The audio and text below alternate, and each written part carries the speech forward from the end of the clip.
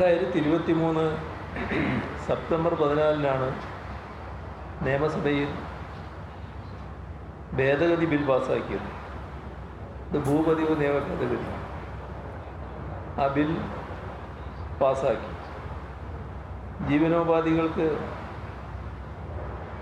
ജീവിതോപാധികൾക്ക് കരുപ്പിടിക്കാൻ ഉതകും വിധം സർക്കാർ നിബന്ധനകൾക്ക് വിധേയമായി ഭൂമി ഉപയോഗിക്കാൻ കഴിയുന്ന രീതിയിലാണ് ഭേദഗതി കൊണ്ടുവന്നത്. നിലവിലുള്ള ചെറിയ നിർമ്മാണങ്ങൾ, കാർഷികേതര ആവശ്യങ്ങൾക്കായുള്ള ഭൂപയോഗങ്ങൾ, ഇതെല്ലാം ക്രമവൽക്കരിക്കാനാണ് അതുവഴി ഉദ്ദേശിച്ചത്.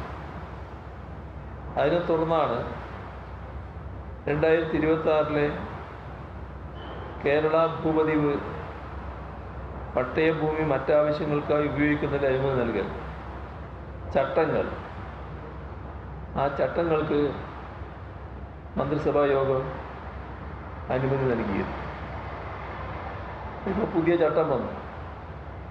ആ പുതിയ ചട്ടപ്രകാരം വീടുകൾ, കാർഷിക വിദ്യാഭ്യാസ ആവശ്യങ്ങൾക്ക് നിർമ്മിക്കുന്ന കെട്ടിടങ്ങൾ, മാർക്കറ്റുകൾ, ആരാധനാലയങ്ങൾ, പൊതു ആവശ്യങ്ങൾക്കുള്ള നിർമ്മിതികൾ, സാംസ്കാരിക സ്ഥാപനങ്ങൾ, ക്ലബ്ബുകൾ, ചാരിറ്റബിൾ ആവശ്യങ്ങൾക്കുള്ള നിർമ്മിതികൾ തുടങ്ങിയവയ്ക്കായി ഭൂമി പരിവർത്തനം നടത്തുന്നതിന് ഫീസ് വേണ്ട. മലയോര മേഖലയിലെ ഭൂപ്രശ്നത്തെ സർക്കാർ കണ്ടത് ഭൂമിയുടെ അവകാശത്തെ സംബന്ധിച്ചായി തന്നെയാണ്.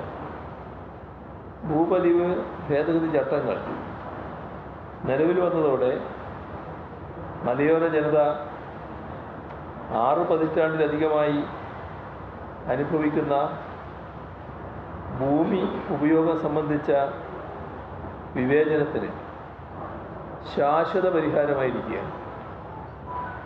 എല്ലാവരെയും ഭൂമിയുടെ അവകാശികളാക്കിക്കൊണ്ടുള്ള ഉൾച്ചേർത്തലിൽ ഊന്നിയ വികസനമാണ് കഴിഞ്ഞ 10 വർഷമായി കേരളത്തിൽ നടന്നത്. 2016 മുതൽ ഉള്ള അനുഭവം നോക്കിയാൽ പട്ടയ കാര്യത്തിൽ 4 ലക്ഷത്തിലധികം പട്ടയങ്ങൾ വിതരണം ചെയ്യാനായിട്ടുണ്ട്. 2011-16 കാലയളവിൽ UDF സർക്കാർ വിതരണം ചെയ്തത് 1,15,000 പട്ടയങ്ങളായിരുന്നു. എന്നാൽ 2016-2021 ആ 5 വർഷക്കാലം LDF സർക്കാർ വിതരണം ചെയ്തത് 1,77,011 പട്ടയങ്ങളായിരുന്നു. 2021 മുതൽ 2026 വരെയുള്ള കാലയളവെടുത്താൽ